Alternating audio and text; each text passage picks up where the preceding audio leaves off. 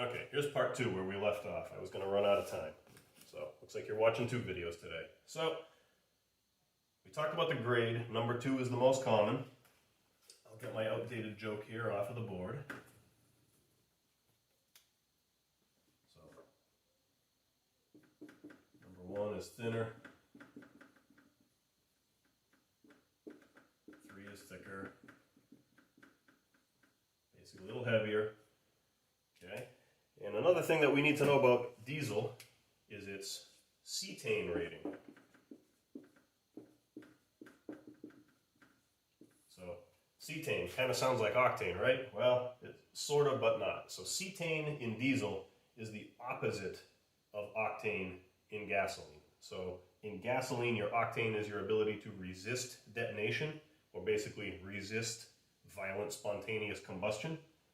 The cetane rating in diesel is actually the diesel fuel's ability to ignite easily.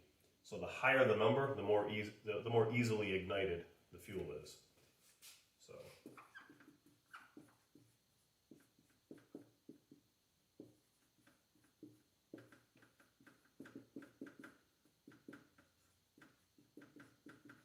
So this might be important to you in the winter months when diesel engines are harder to start. The problem is you don't really have a whole lot of control over the cetane rating. When you go to the gas station, you see one nozzle with 3 or 4 buttons for gas, and you see one greasy, slimy green nozzle with 1 button for diesel. So you get what they're selling you. In the US, the minimum is supposed to be 40, so the numbers are a little bit different. 40 is minimum. For what they call a high-speed diesel engine, meaning a car engine or a truck engine, so like a little diesel Volkswagen or a Power Stroke Ford or a Cummins Dodge or something like that. You name it, whatever diesel you're driving. A new eco diesel, one of the new fancy diesels that they're coming out with. The higher the better. They're going to appreciate a higher cetane fuel if you can get it, but the fuel companies are kind of controlling that. We don't really have a whole lot of say in it. They sell products over the counter to boost the cetane. It's an additive you put into the fuel. I don't have enough experience with it to know how they really work, if it really works.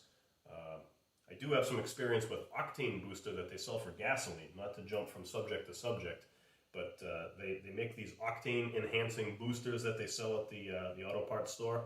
Read the fine print on those, because most of them don't do nearly as much as they would lead you to believe. Most of them only raise your octane by a point or 2. So like from 87 to 88 or from 88 to 89. So not a whole lot, but read the fine print. You know, maybe there's some of them that work a little bit better. So for diesel, what we need to know, the grades, again, they're going to manipulate this. You don't have a choice of it when you go to the pump. You're going to get number 2, or you're going to get number 2 with some number 1 blended in it in the winter months. And the cetane rating, again, you don't have a whole lot of control over that either. In the US, like I said, minimum is about 40. When you go over to Europe, their specs are a little different. I think their minimum is 50, if I remember correctly. But again, I'm not positive. So don't really have a whole lot more to add. So it's unfortunate I didn't manage to fit this all in one video. So we had this little 5 minutes or so here to basically talk about cetane, but something that I needed to cover for today's video, today's lesson. So there you have it. Hope you enjoyed watching and learning about fuels. We'll be talking more about it as the week goes on. Hope everyone's doing well. Take care, guys.